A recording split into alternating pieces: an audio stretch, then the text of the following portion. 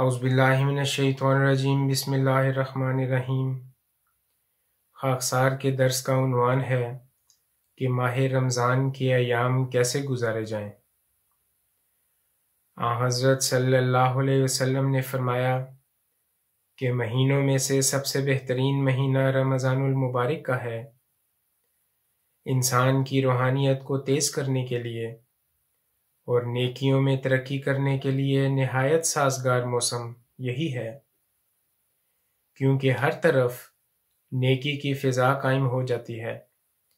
اس لیے ہر ایک اپنے اندر یہ بات محسوس کرتا ہے کہ وہ بھی تمام ممکنہ نیکیوں کو سمیٹ لے۔ اس لیے بکثرت قرآن کریم کی تلاوت کرنی چاہیے، استغفار اور درود اور دیگر دعاؤں سے اپنی زبانیں تر رکھنی چاہیے۔ آج کل کے حالات کو مد نظر رکھتے ہوئے تمام حفاظتی تدابیر کرتے ہوئے خدمت خلق کا کوئی موقع ہاتھ سے نہ جانے دیا جائے۔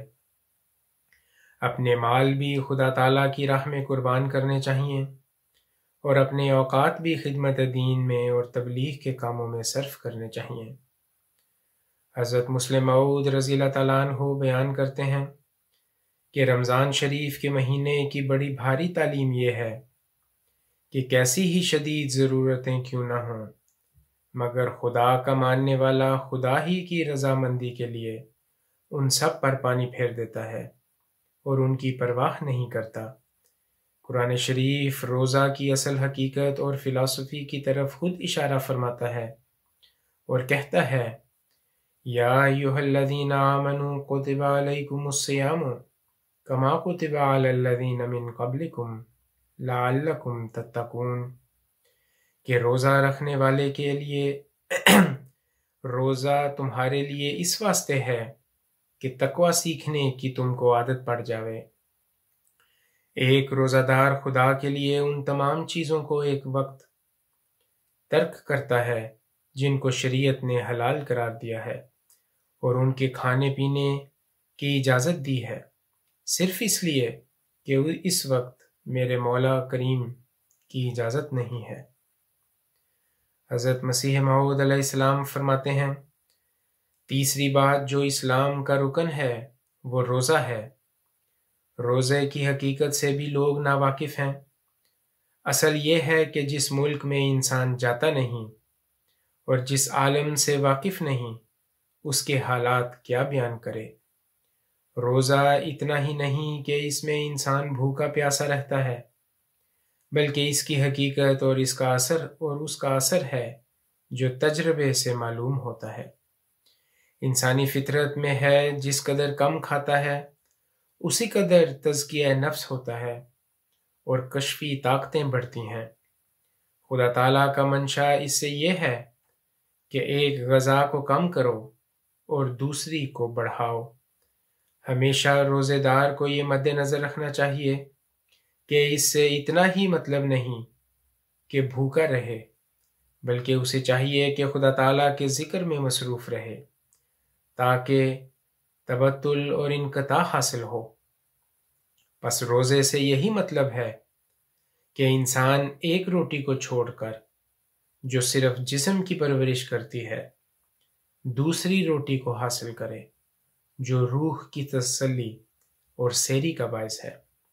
جو لوگ محض خدا کے لیے روزے رکھتے ہیں اور نرے رسم کے طور پر نہیں رکھتے، انہیں چاہیے کہ اللہ تعالیٰ کی حمد اور تسبیح اور تہلیل میں لگے رہیں، جس سے دوسری غذا انہیں مل جاوے گی۔ اس مہینے میں قرآن مجید کی تلاوت کی طرف خاص توجہ دینی چاہیے، اور بہتر یہ ہے کہ قرآن مجید کا کم از کم ایک دور ناظرہ کے ساتھ ضرور مکمل کرنا چاہیے۔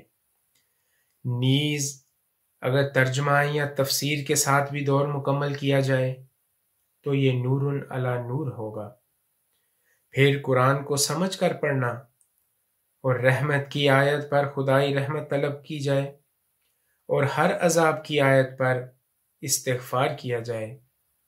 اس مہینے میں دعاؤں اور ذکر الہی پر بھی بہت زور ہونا چاہیے، اور دعا کے وقت دل میں یہ کیفیت پیدا کرنی چاہیے کہ گو کہ ہم گویا خدا کے سامنے بیٹھے ہیں، یعنی خدا ہمیں دیکھ رہا ہے اور ہم خدا کو دیکھ رہے ہیں۔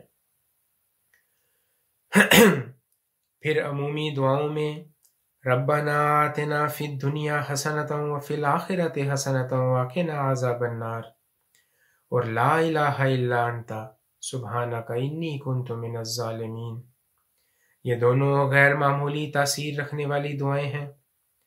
ساتھ ساتھ حضرت خلیفۃ المسیح خام سید اللہ تعالیٰ بن نصیر العزیز نے جو ہمیں خلافت جوبلی دعاؤں کا خزانہ عطا کیا ہوا ہے، ان کو بھی بکثرت پڑھنا چاہیے۔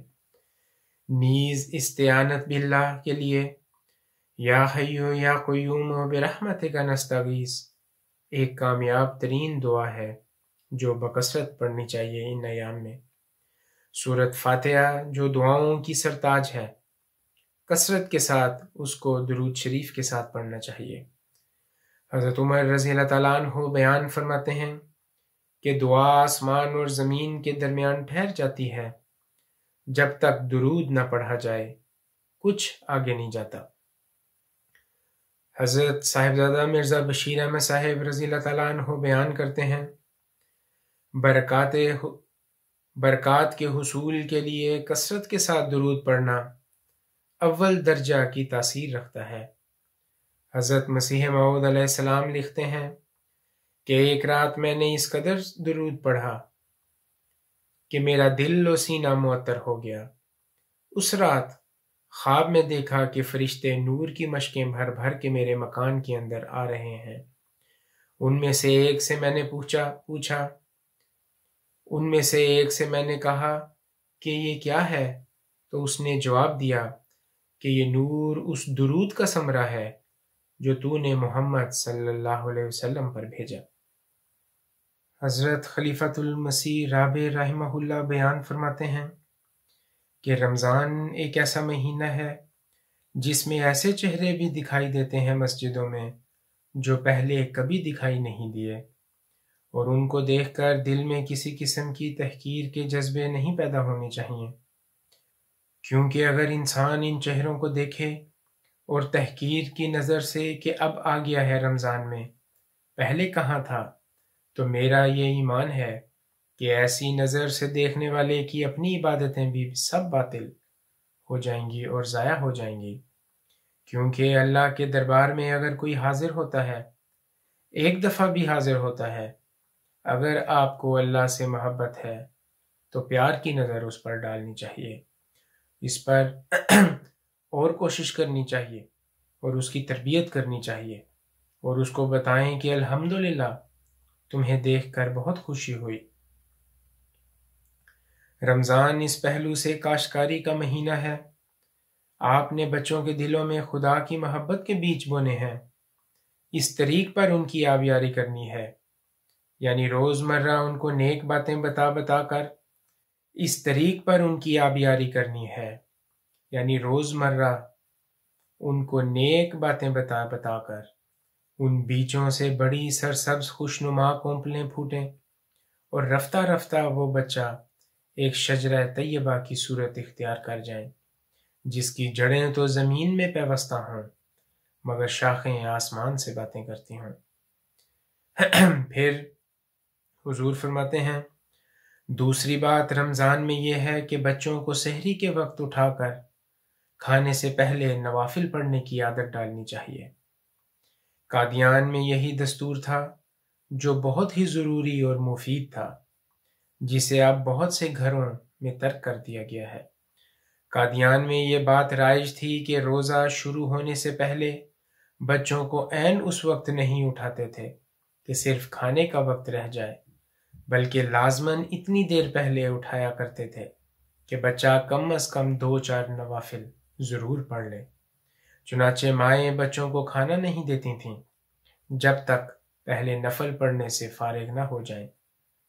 سب سے پہلے اٹھ کر وضو کرواتی تھیں اور پھر ان کو نوافل پڑھاتی تھیں، تاکہ ان کو پتہ لگے کہ روزے کا اصل مقصد روحانیت حاصل کرنا ہے۔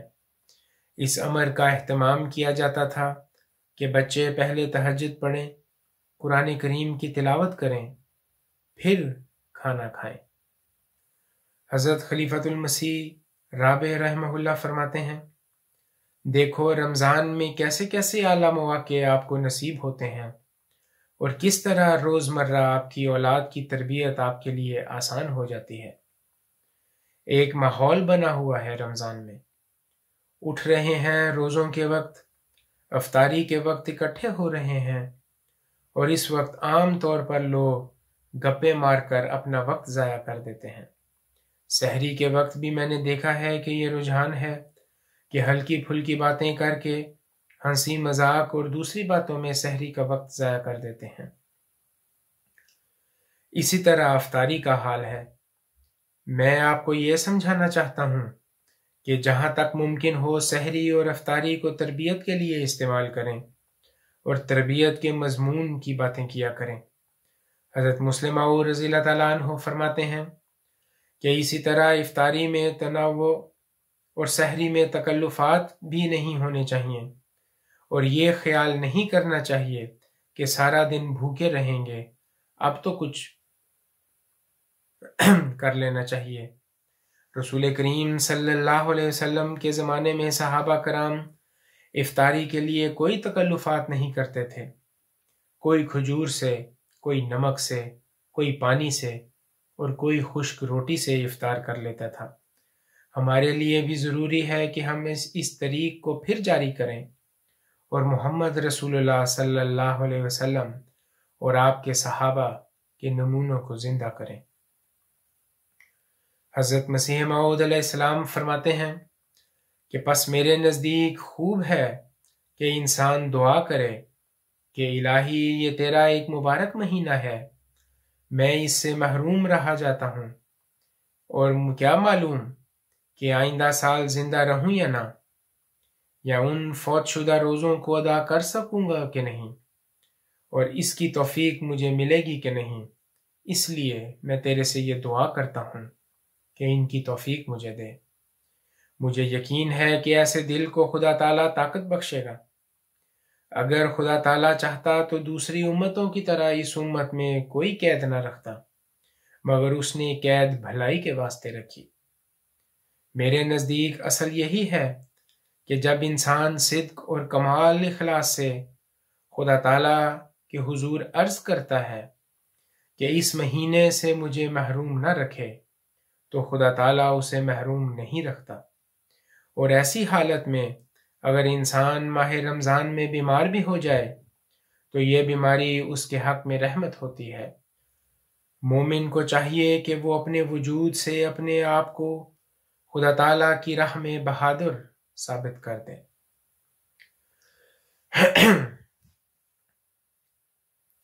حضرت صلی اللہ علیہ وسلم فرماتے ہیں، سومو تصحو، روزے رکھو تاکہ تمہاری صحت اچھی ہو، اور صحت تبھی اچھی ہو سکتی ہے کہ اگر آپ روزوں سے یہ سبق سیکھیں کہ ہم جو بہت زیادہ کھایا کرتے ہیں بڑی سخت بیوقوفی کرتے تھے۔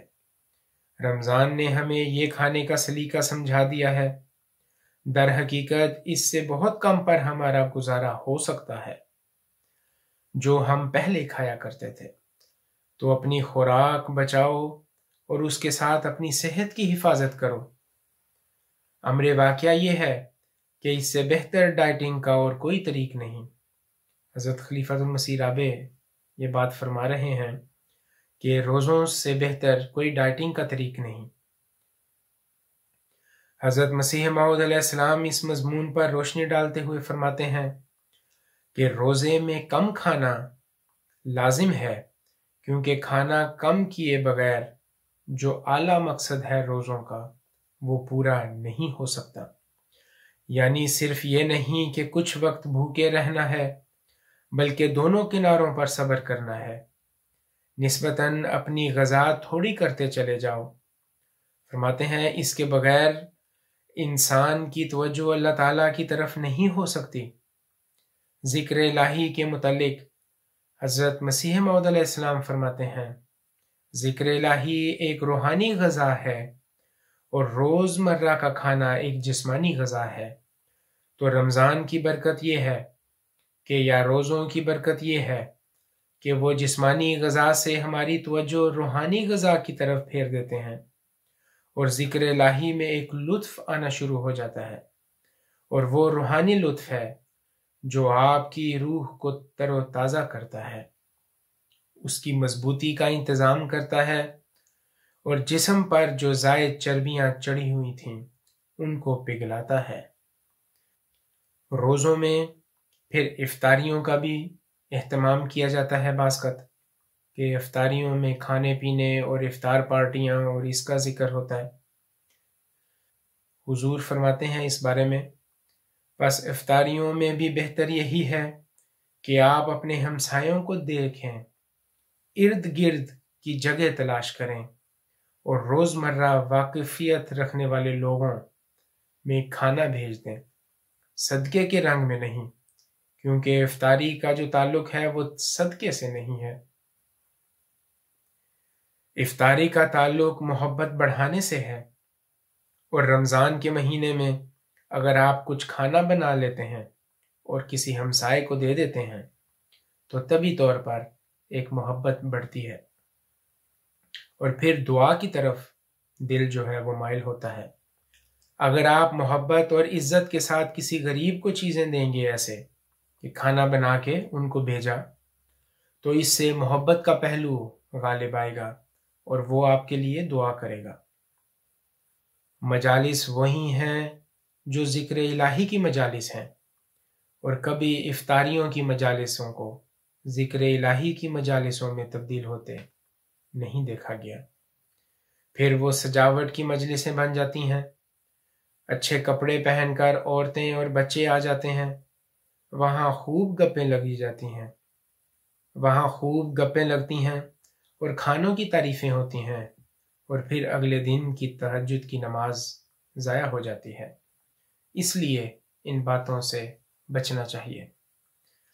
پھر کوشش کرنی چاہیے کہ ہم اپنے بچوں کو روزہ رکھوائیں۔ حضرت خلیفۃ المسیح ثانی فرماتے ہیں، یہ امر یاد رکھنا چاہیے کہ شریعت نے چھوٹی عمر کے بچوں کو روزہ رکھنے سے منع کیا ہے، لیکن بلوغت کے قریب انہیں کچھ روزے ضرور رکھوانے چاہیے مشق کے طور پہ۔ حضور فرماتے ہیں اپنا واقعہ کہ مجھے جہاں تک یاد ہے، حضرت مسیح موعود علیہ السلام نے مجھے پہلا روزہ اجازت دی تھی رکھنے کی جب میں 12 سال کا تھا، لیکن بعض بے وقوف 6-7 سال کی عمر میں بچوں کو روزہ رکھوا دیتے ہیں اور سمجھتے ہیں کہ انہیں بڑا ثواب ملے گا، اور یہ بڑے ثواب کا کام ہے۔ یہ ثواب کا کام نہیں بلکہ ظلم ہے، کیونکہ یہ عمر نشو و نما کی ہوتی ہے۔ ہاں، ایک عمر وہ ہوتی ہے کہ بلوغت کے دن قریب ہوتے ہیں اور روزہ فرض ہونے والا ہی ہوتا ہے، تو اس وقت ان کو روزہ رکھنے کی مشق ضرور کروانی چاہیے۔ حضرت مسیح موعود علیہ السلام کی اگر اجازت اور سنت کو دیکھیں تو 12-13 سال کے قریب کچھ مشق کروانی چاہیے، اور ہر سال چند روزے رکھوانے چاہیے، یہاں تک کہ 18 سال کی عمر ہو جائے، جو میرے نزدیک روزے کی بلوغت کی عمر ہے۔ مجھے پہلے سال صرف 1 روزہ رکھنے کی اجازت حضرت مسیح موعود علیہ السلام نے دی تھی۔ اس عمر میں تو صرف شوق ہوتا ہے، اس شوق کی وجہ سے بچے زیادہ روزے رکھنا چاہتے ہیں، مگر یہ ماں باپ کا کام ہے کہ انہیں روکیں۔ پھر ایک عمر ایسی ہوتی ہے کہ اس میں چاہیے کہ بچوں کو جرأت دلائیں کہ وہ اب کچھ اور روزے رکھ لیں۔ پھر ہم نے دیکھا ہے کہ رمضان کا آخری عشرہ جب آتا ہے تو اس میں ہمیں چاہیے کہ جن کو توفیق ملے وہ اعتکاف کریں۔ حضرت ابن عمر رضی اللہ تعالیٰ عنہ بیان کرتے ہیں کہ رسول اللہ صلی اللہ علیہ وسلم نے فرمایا، عمل کے لحاظ سے رمضان کا آخری عشرہ خدا تعالیٰ کے نزدیک عظمت والے اور محبوب اور کوئی دن نہیں۔ عمل کے لحاظ سے جو ان دنوں میں برکت ہے، ایسے اور کسی عشرے اور کسی اور دن میں برکت نہیں۔ پس مبارک ہو کہ ابھی کچھ دن باقی ہیں۔ ہر رمضان ہمارے لیے ایک نئی پیدائش کی خوشخبری لے کر آتا ہے۔ اگر ہم ان شرطوں کے ساتھ رمضان سے گزریں جو وہاں حضرت صلی اللہ علیہ وسلم نے بیان فرمائیں، تو گویا ہر سال ایک نئی روحانی پیدائش ہوگی اور گزشتہ تمام گناہوں کے داغ دھل جائیں گے۔ آخر پر اللہ تعالیٰ سے دعا ہے کہ رمضان کے اس مقدس اور بابرکت مہینے کی ہم کما حق حفاظت کرنے والے ہوں، چاہے وہ جسمانی ہو، روحانی ہو یا اخلاقی حالت ہو۔ ہر لحاظ سے سارا سال رمضان ہمارے لیے امن و سلامتی کا ذریعہ بنا رہے، اور یہ ایک بابرکت مہینہ سارے سال کے شرور اور معاصی کے ازالہ اور کفارہ کا موجب بن جائے۔ آمین ثم آمین۔